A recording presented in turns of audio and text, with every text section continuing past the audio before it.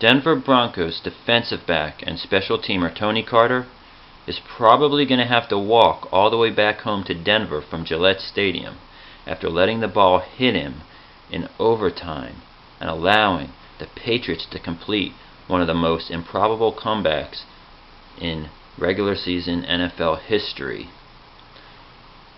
It was tied 31-31 in overtime.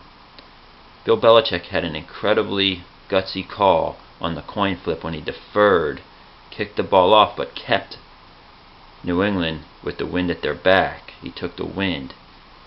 In the end, it enabled a chip shot field goal. It also kept the ball out of Peyton Manning's hand. However, the Broncos did do a heck of a job running the ball today because Knowshon Moreno had 224 yards, a career high on 37 carries. That was no small feat. And this game couldn't have started any better for the Broncos. They had 17 points off of turnovers in the first quarter, including a Von Miller 60-yard scoop and score off a fumble return.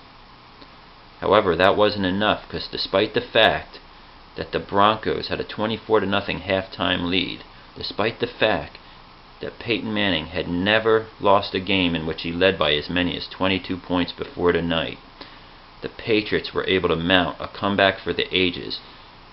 They took the second half kickoff. They scored 4 touchdowns on their first 4 possessions of the second half.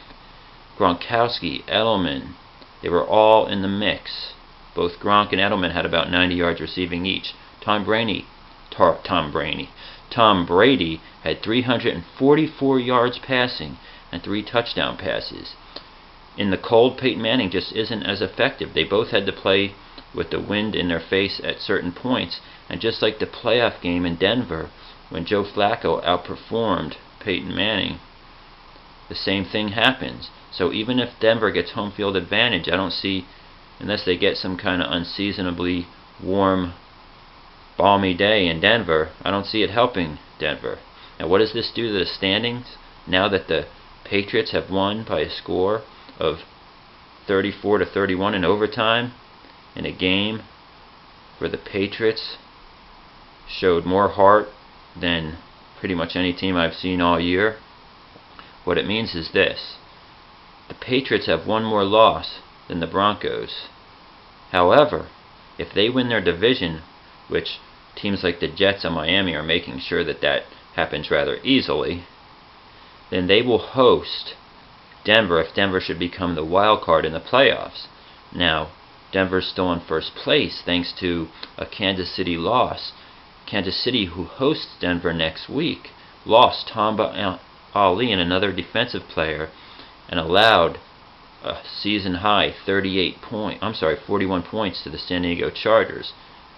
On the other hand, the Chiefs did put up 38. That might help them with their confidence going up against Denver. They've got the home field advantage at Arrowhead. But if the Chiefs could somehow beat Denver and win the division, then Peyton Manning's going to lose his home field advantage, which I've said before doesn't amount to much if the weather is cold. Knowshon Moreno, 222 yards. That'll help him in the playoffs.